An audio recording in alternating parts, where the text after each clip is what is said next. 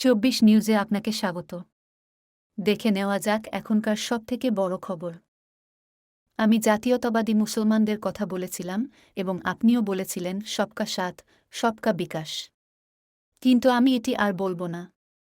পরিবর্তে আমরা এখন বলব জো হামারে সাথ হাম উনকে সাথ, এই সবকা সাথ, সবকা বিকাশ দরকার নেই।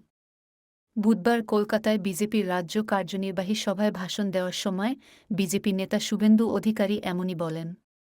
তিনি দাবি করেছেন যে লোকসভা নির্বাচনের সময় অনেক এলাকায় টিএমসির জিহাদি গুন্ডাদের দ্বারা হিন্দুদের ভোট দিতে দেওয়া হয়নি। তিনি আরও বলেন, পশ্চিমবঙ্গে অবাধ ও সুষ্ঠু নির্বাচন সম্ভব নয়।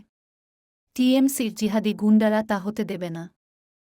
অবাধ ও সুষ্ঠু নির্বাচন কেবলমাত্র রাজ্যে ডিস্টার্বড এরিয়াস অ্যাক্ট প্রয়োগ করেই সম্ভব। আমরা চাই না রাষ্ট্রপতি শাসন প্রয়োগের মাধ্যমে রাজ্যে ক্ষমতা দখল করতে। আমরা যখন জনগণের ম্যান্ডেট নিয়ে নির্বাচনে জয়ী হব তখনই ক্ষমতায় আসুক, তবে এর জন্য অবাধ ও সুষ্ঠু নির্বাচন নিশ্চিত করতে হবে। বাংলায় গণতন্ত্র মারা গেছে। আমরা আজ গণআন্দোলন শুরু করেছি। লোকসভা নির্বাচনে প্রায় ৫-০ লাখ হিন্দুকে ভোট দিতে দেওয়া হয়নি। রাজ্যে অনুষ্ঠিত ৪টি উপনির্বাচনে ২ লাখের বেশি হিন্দুকে ভোট দিতে দেওয়া হয়নি। আমি একটি পোর্টাল চালু করছি যাদের ভোট দিতে দেওয়া হয়নি। এই পোর্টালে তারা নিজেদের অভিযোগ জানাতে পারবে এবং আমি একটি আইনি লড়াইও শুরু করব, বলেন শুভেন্দু অধিকারী।